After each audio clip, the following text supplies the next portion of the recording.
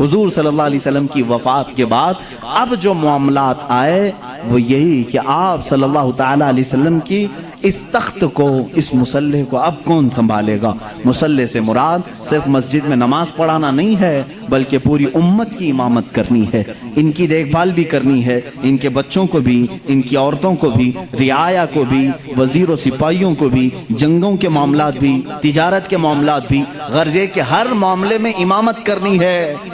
تو ظاہر سی بات ہے کون ہے جو اس رسول کریم صلی اللہ تعالی علیہ وسلم کے سجادے کو سنبھالے گا؟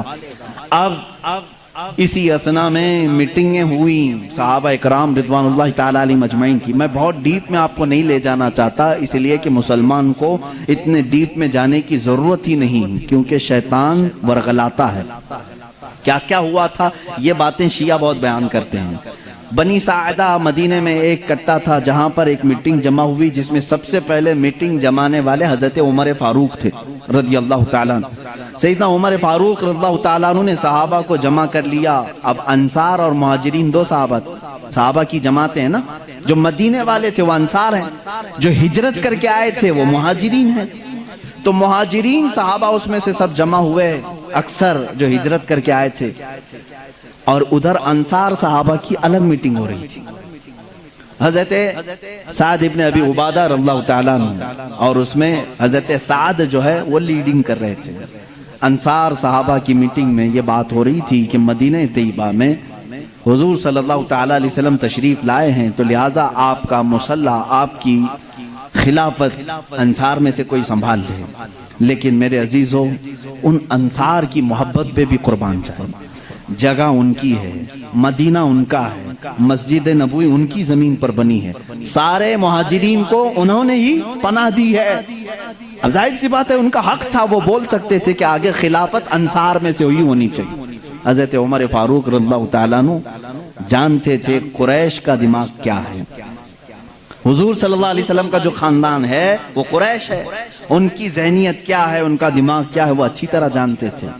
سب انصار صحابہ کو انہوں نے جمع کیا اور کہا آپ کی فضیلت کے ہم قائل ہیں، لیکن ایک بات یاد رکھ لیں، اگر خلافت رسول اللہ صلی اللہ علیہ وسلم کے خاندان کو چھوڑ کر دوسرے خاندان میں چلی جائے تو پھر معاملات درہم برہم ہو سکتے ہیں، اور حضور صلی اللہ علیہ وسلم کے جو اہل بیت ہیں، جو خاندان والے ہیں، کہیں ان کی ناراضگی کا بھی سبب نہ بنے۔ انصار نے جیسی ہی یہ سنا ساری خلافت سے وہ دستبردار ہو گئے، کہا ہم اس کے ہاتھ پر بیعت کریں گے جو رسول اللہ کے خاندان سے تعلق رکھتا ہے۔ اب اس بات پر اتفاق ہوا تو پوچھا گیا حضور کے خاندان والے قریش کون کون ہیں؟ سب آئے، سب لوگوں نے جمع ہو کر کے الگ الگ نام لینے ہی تھے، ابھی کسی نے نام لیا نہیں تھا۔ سیدنا عمر فاروق رضی اللہ تعالیٰ عنہ آگے بڑھتے ہیں اور کہتے ہیں اے لوگوں، تمہیں معلوم ہے جب رسول کریم صلی اللہ تعالیٰ علیہ وسلم نے نبوت کا اعلان فرمایا تھا تو سب سے پہلے اسلام لانے والوں میں چند لوگوں کے نام ہیں، ان میں سے پہلا ایک نام سیدنا ابو بکر صدیق کا ہے۔ حضور صلی اللہ علیہ وسلم نے خود فرمایا بہت سارے لوگوں نے اسلام قبول کیا، لیکن سب نے مجھ سے کچھ نہ کچھ سوال کیا، آپ آخری رسول ہیں، کیا علامت ہے؟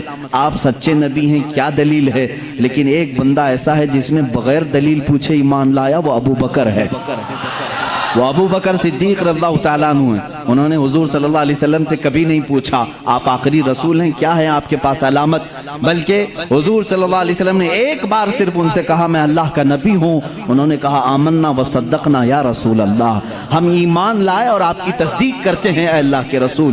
حضرت عمر نے ان کی فضیلت میں خطبہ دیا۔ تمہیں معلوم ہے جب رسول کریم صلی اللہ تعالیٰ علیہ وسلم مکہ سے ہجرت کر رہے تھے تو اپنے ساتھ کس کو لیا تھا؟ ابو بکر صدیق رضی اللہ تعالیٰ عنہ کو لیا تھا۔ تمہیں معلوم ہے اپنی زندگی میں جب میرے آقا صلی اللہ علیہ وسلم علالت پر بستر پر تھے اس وقت اپنے مصلے پر کس کو بڑھایا تھا؟ ابو بکر صدیق کو بڑھایا تھا۔ حضرت عمر کہتے ہیں رسول اللہ صلی اللہ علیہ وسلم نے جس کو ہماری نمازوں کا امام پسند کیا ہے، ہم اپنے دنیاوی معاملات میں اس کو کیوں نہ امام تسلیم کریں؟ سب سے پہلے میں صدیق اکبر کے ہاتھ پر بیعت کرتا ہوں۔ حضرت عمر کی بات دیکھ کر سارے صحابہ نے حضرت ابو بکر صدیق کے ہاتھ پر بیعت کیا۔ یہاں سے خلافت کا نظام شروع ہوا، یہ خلافت شروع ہوئی۔ سب سے پہلے خلافت کو بھی بادشاہی نظام پر قائم نہیں کیا گیا، یہ سعودی نظام نہیں ہے، باپ مرے گا تو بیٹا حکومت کرے گا، رشتہ داروں کا نظام نہیں ہے، بلکہ میرے آقا صلی اللہ تعالیٰ علیہ وسلم نے اس سیلیکشن کو امت کے اوپر چھوڑ دیا تھا، ورنہ رسول کریم صلی اللہ تعالیٰ علیہ وسلم اپنی زندگی میں بتا کر کے جاتے میرے بعد فلاں کو ہونا چاہیے۔ یہ معاملات میرے آقا نے کبھی بھی کسی کو نہیں بتائے۔ آج شیعہ کہتے ہیں، رافضی کہتے ہیں حضور صلی اللہ علیہ وسلم نے اپنی زندگی میں حضرت علی کو ہی خلیفہ بنایا تھا، باقی سارے خلیفاؤں نے ان کی خلافت کو غصب کر لیا، چھین لیا تھا، ان کو خلافت نہیں دی۔ یہ پروپیگنڈا پھیلاتے ہیں، کہیں سے بھی ایک دلیل نہیں ملے گی۔ اچھا آپ حضرت علی کو کمزور سمجھتے ہیں؟ وہ حیدر کرار ہے، وہ اسد اللہ ہے، جس کو اللہ کے نبی نے فرمایا اللہ کے شیروں میں سے ایک شیر ہے۔ اگر حضرت علی رضی اللہ تعالیٰ عنہ کو حضور صلی اللہ علیہ وسلم نے بنایا ہوتا تو کیا وہ اپنا حق چھوڑ کر کسی کو دے دیتے؟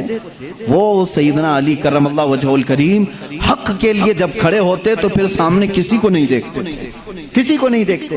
انہیں بھی معلوم تھا کہ خلافت کو رسول کریم صلی اللہ علیہ وسلم نے امت کے اوپر چھوڑا ہے، امت کا سب کا اتفاق ہوا حضرت ابوبکر صدیق رضی اللہ تعالیٰ عنہ کی ذات پر، تو سبوں نے بیعت کی، حضرت علی کرم اللہ وجہہ الکریم نے بھی بیعت فرمائی، اگرچہ تھوڑی تاخیر کے بعد، لیکن آپ نے بھی بیعت فرمائی، اور حضرت ابوبکر صدیق رضی اللہ تعالیٰ عنہ نے جس کو جو جو کام دیے سبوں نے خوشی خوشی ان کاموں کو انجام بھی دیا۔ یہ دور نہایت ہی سنہرا دور تھا، بہت ہی عظیم دور تھا۔ رسول کریم صلی اللہ تعالیٰ علیہ وسلم کی جتنی سنتیں ہیں، جتنے طریقے تھے، ان سب کو حضرت ابوبکر صدیق نے اپنی خلافت میں استعمال فرمایا۔ حضرت ابوبکر صدیق رضی اللہ تعالیٰ عنہ کا حال تو یہ تھا، خلافت کو سنبھالنے کے بعد جانتے ہیں کپڑوں کی ایک تھیلی اٹھا کر کے بازار میں جانے لگے۔ حضرت عمر نے پوچھا کہاں جا رہے ہیں؟ کہا کپڑے بیچ کر کے گھر تو چلانا ہے، کام کاج کے لیے، کہ میں کچھ کپڑوں کی تجارت کروں اور اپنا گھر بھی سنبھالوں۔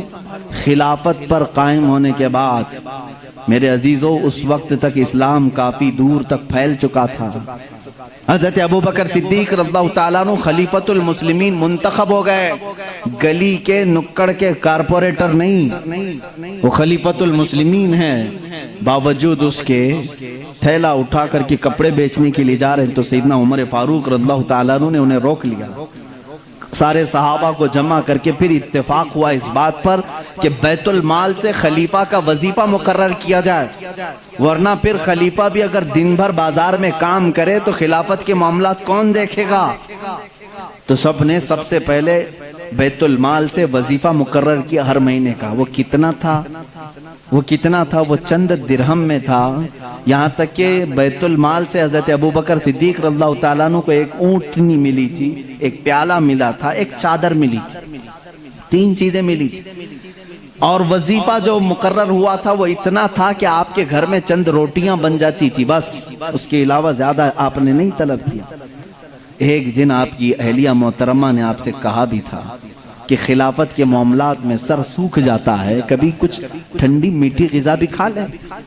آپ نے کیا کہا؟ اپنی اہلیہ سے کہا میرے پاس اتنے پیسے کہاں ہیں کہ میں شہد خرید سکوں، گھی خرید سکوں۔ گھی اور شہد خریدنے کے پیسے نہیں خلیفۃ المسلمین کے پاس۔ ان کی اہلیہ نے کہا میرے پاس جمع کیے ہوئے تھوڑے پیسے ہیں، وہ لے جائیے، آپ شہد اور گھی خرید کر کے لائیے۔ کہا تمہارے پاس کہاں سے آئے؟ کہا جو آپ مہینے میں دیتے ہیں گھر کے خرچ کے لیے، اس میں سے تھوڑا تھوڑا بچا کر کے میں نے رکھا ہے، عورتیں تھوڑا تھوڑا بچاتی رہتی ہیں۔ حضرت ابوبکر صدیق رضی اللہ تعالیٰ عنہ نے فرمایا لاؤ اس کو، وہ لا کر کے دی، ایک پوری کافی اس میں درہم جمع ہوئے تھے، ہر مہینے شاید تھوڑا تھوڑا تھوڑا وہ جماتی ہوں۔ حضرت ابوبکر صدیق رضی اللہ تعالیٰ عنہ وہ سارے درہم لے جا کر کے بیت المال میں جمع کرتے، اور بیت المال میں صحابہ سے کہا آج سے میرا وظیفہ اتنا کم کر دو، اس لیے کہ یہ میری ضرورت سے زیادہ آ رہا ہے، گھر میں میرے بچ رہا ہے، اس کا مطلب ضرورت سے زیادہ آ رہا ہے، یہ کم کر دیا جائے۔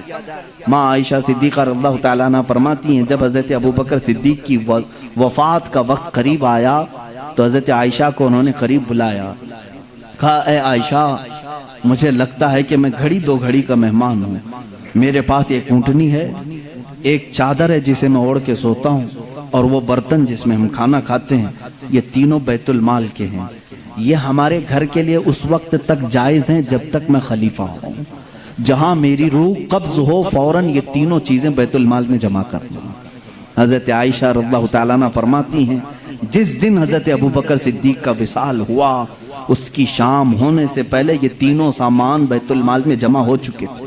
حضرت عمر فاروق رضی اللہ تعالیٰ عنہ نے اس دن ایک جملہ کہا تھا اے ابوبکر آپ نے اپنے بعد آنے والوں کو تو تھکا دیا ہے، آپ کے برابر کون ہو پائے گا؟ اتنے سخت طریقے سے آپ خلافت کو لے کر کے چلے کہ اس پر چلنا اب ہر کس و ناکس کا کام نہیں۔ وہ صدیق اکبر رضی اللہ تعالیٰ عنہ کا دور تھا۔ سیدنا ابوبکر صدیق رضی اللہ تعالیٰ عنہ تقریباً 2 سال اور چند ماہ آپ نے خلافت کے امور کو سنبھالا، اور آپ کی عمر مبارکہ 60 سال سے تجاوز کر چکی تھی، 63 سال کے قریب آپ کی بھی عمر مبارکہ تھی۔ ٹھنڈیوں کی وجہ سے آپ غسل فرمائے اور اسی میں بیمار ہوئے۔ جمادی الاخر کا مہینہ تھا، جمادی الاخر کی 18 تاریخ تھی جب سیدنا ابوبکر صدیق رضی اللہ تعالیٰ عنہ اپنے چند صحابہ کو جمع کیا اور کیا وصیت کی جانتے ہیں کہ یہ میرا آخری وقت ہے، میں خلافت کو 6 صحابہ کے حوالے کر کے جا رہا ہوں جو عشرہ مبشرہ میں سے تھے۔ حضرت عثمان تھے، حضرت علی تھے، حضرت عمر تھے، حضرت طلحہ تھے، حضرت عبد الرحمن بن عوف تھے، یہ صحابہ سعد رضی اللہ تعالیٰ عنہ تھے۔ یہ صحابہ کے حوالے کر کے جاتے ہیں، یہ آپس میں جس کو خلیفہ بنائے اے مسلمانوں تم اس کو خلیفہ مان لینا۔ دیکھیں خلافت کے معاملات کیسے چل رہے ہیں، وہ میں آج آپ کو ڈیٹیل میں لے جا رہا ہوں۔ یہ 18 جمادی الاخر کی تاریخ تھی جب حضرت ابوبکر صدیق رضی اللہ تعالیٰ عنہ اپنے گھر والوں کے ساتھ بیٹھے، آخری وصیت یہ کرتے ہیں میرا انتقال ہو جائے، مجھے غسل دیا جائے، کفن دیا جائے۔ رسول کریم صلی اللہ علیہ وسلم کے جانثار صحابہ صدیق اکبر رضی اللہ تعالیٰ عنہ کی وفات کے بعد جو صحابہ موجود تھے انہوں نے مشورے سے، جو 6 صحابہ تھے مشورے سے بالاتفاق سیدنا عمر ابن خطاب رضی اللہ تعالیٰ عنہ کے ہاتھ میں بیعت کر لی۔ یہ جمادی الاخر کا مہینہ تھا، 13ویں ہجری تھی۔ یہاں سے حضرت عمر فاروق نے نظام خلافت کو سنبھالا۔ آپ کا دور اتنا سنہرا ہے، اتنا سنہرا ہے، وہ عمر جس کے آداب پہ شیدا سقر، عز و شان عدالت پہ لاکھوں سلام۔ عزیزان گرامی، اس عمر کی ہم بات کرنے چلے ہیں جس کے متعلق میرے نبی نے خود فرمایا جس راستے سے عمر چلتے ہیں شیطان اس راستے پہ نہیں آتا ہے، جہاں تک عمر کی خوشبو جاتی ہے شیطان اس سے دور بھاگتا ہے۔ لو کان بعدی نبیا لکان عمر بن خطاب، حضور صلی اللہ علیہ وسلم فرماتے ہیں اگر میرے بعد کوئی نبی ہو سکتا تو عمر ابن خطاب ہوتے، لیکن میں خاتم النبیین ہوں، میرے بعد کوئی نبی نہیں آ سکتا۔ اس لیے کہ عمر فاروق رضی اللہ تعالیٰ عنہ کی زبان پاک ایسے مشورے ہوتے تھے، کئی مرتبہ کا معاملہ ایسا ہے لوگ الگ الگ مشورے دیتے، حضرت عمر جو مشورہ دیتے تھے اسی کے مطابق قرآن کی آیت آ جاتی تھی۔ الموافق رأیہ للوحی والکتاب آپ کا لقب دیا گیا۔ پردے کے معاملات جو آئے عورتوں پر یہ حضرت عمر کے مشورے سے آئے، اذان دینے کے جو الفاظ ہیں یہ حضرت عمر کے مشورے سے ہیں، یہ تمام معاملات میں حضرت عمر نے خود مشورہ دیا تھا اور اللہ نے حکم بھی ویسے ہی نازل فرمایا۔ اور حدیث میں یہ ملتا ہے کہ عمر کی زبان پر اللہ کے کلمے ہوتے ہیں، اللہ رب العزت کی جو صداقت ہے، جو حقانیت ہے وہ حضرت عمر فاروق کی زبان پر قائم ہوتی۔ تاریخ سب سے پہلے حضرت عمر فاروق نے قائم کی، بیت المال کا نظام سب سے پہلے حضرت عمر نے قائم کیا ہے، مسجدوں کے مؤذن اور مسجدوں کے اماموں کے لیے تنخواہ کا سسٹم حضرت عمر فاروق نے قائم کیا ہے۔ اور اتنا ہی نہیں، عدل کا حال تو ایسا تھا کہ کسی کے ساتھ کوئی رعایت نہیں، کسی کے ساتھ کوئی رعایت نہیں، چاہے وہ کوئی بھی ہو۔ مصر کے گورنر کے بارے میں لوگوں نے صرف اتنا کہا کہ ان کے ہاں بہت قیمتی گھوڑا ہے، بہت پیسوں کا گھوڑا ہے اور ان کا لباس بہت مہنگا ہے، یہ گورنر ہیں۔ حضرت عمر کے پاس یہ شکایت آئی، ان کو بلایا اور بلا کر کے کہا تو رعایا کے ساتھ کیا کرنے کے لیے تجھے بھیجا گیا؟ وہاں کے پیسوں سے تو نے قیمتی گھوڑا خریدا، قیمتی لباس پہنا۔ وہ ان کی گورنری کو معزول کر کے 100 بکریاں خرید کر کے ان کو دیا کہ اب زندگی بھر یہ بکریاں تو چرائے گا۔ بکریاں چرانے پر گورنر کو رکھ دیا۔ یہ ان کے معاملات میں پھر کوئی کچھ نہیں کہہ سکتا تھا۔ بڑے بڑے صحابہ، حضرت سعد ابن ابی وقاص کو معزول کر دیا تھا، خالد بن ولید رضی اللہ تعالیٰ عنہ جن کو سیف اللہ کہا جاتا ہے، جس جہاد میں بھی وہ جاتے تھے فتح ہونا لازمی ہو جاتا تھا، یہ تو سب کو معلوم ہے۔ حضرت خالد بن ولید اپنی زندگی میں اتنی جنگیں کی ہیں، کوئی جنگ میں شکست نہیں ہوئی، ان کا یہ فخر تھا جب جہالت میں تھے نا، اسلام نہیں لائے تھے، وہ جنگ احد کے سپہ سالار بن کے آئے تھے، اس میں بھی ان کو ہی فتح ملی تھی۔ کہتے کفر کی حالت میں بھی اللہ نے فتح ہی دی تھی، اسلام میں آئے تب بھی اللہ نے فتح ہی لکھی تھی۔ حضرت خالد بن ولید ایک ایسے جرنیل کا نام ہے جس کا نام قیامت تک قائم رہے گا، لیکن حضرت عمر فاروق رضی اللہ تعالیٰ عنہ نے سپہ سالاری سے ان کو معزول کر دیا تھا۔ سسپینڈ کرنا معمولی بات نہیں، لیکن حضرت عمر کیوں کرتے تھے جانتے ہیں؟ بعض لوگ اس کو نکتہ چینی کرتے ہیں، حضرت عمر اس کو ہٹائے اس کو ہٹائے۔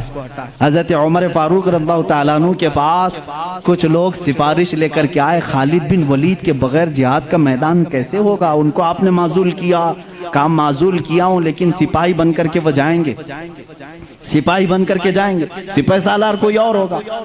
صحابہ نے پوچھا اس فیصلے کو لینے میں کوئی حکمت ہے امیر المومنین؟ اللہ اللہ، توکل دیکھیں۔ امیر المومنین نے کہا ہاں ضرور حکمت ہے، میں مسلمانوں کو یہ بتانا چاہتا ہوں کہ کوئی جہاد کوئی جنگ خالد بن ولید کی وجہ سے فتح نہیں ہوتی، اللہ کی مدد سے ہوتی ہے۔ سارے لوگ یہ ڈیپینڈ ہو کر کے نہ بیٹھ جائیں کہ اسی کی وجہ سے ہوتی ہے، میں اس اصول کو توڑنا چاہتا ہوں، فتح جو ملتی ہے وہ اللہ کی طرف سے ہوتی ہے، یہ یقین دینا تھا، بس اس لیے میں نے معزول کیا ہے۔ اور یقین توکل ایسا حضرت عمر فاروق رضی اللہ تعالیٰ عنہ کا کتابوں میں